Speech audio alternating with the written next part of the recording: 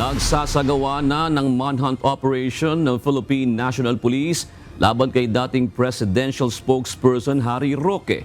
Ito'y matapos na ideklarang pugante ng House of Representatives dahil sa kabiguang magpakita sa pagdinig. Si Roque ay na-cite in contempt sa Kamara matapos na mabigong isumite ang mga dokumentong hinahanap ng mga mambabatas kaugnay ng hinihinalang pagkakasangkot nito sa illegal pogo.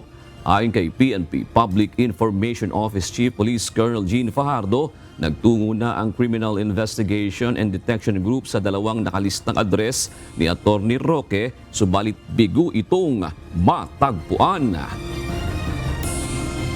Yung arrest order po, ang nakalagay po doon ay address po yun sa any law enforcement officer. So lahat po ng nakakuha po ng kopya po noon ay po pwede po nilang arestuhin po on site kung makikita po si Attorney Harry Roque dahil nga po siya ay pinatawan po ng contempt at inaatasan po ang PNP na tumulong po sa Sergeant at Arms para po hanapin. Kanina po kausap ko po yung director ng CIDG, yung effort po nila to locate him dito po sa dalawang address niya sa Metro Manila ay wala po siya doon.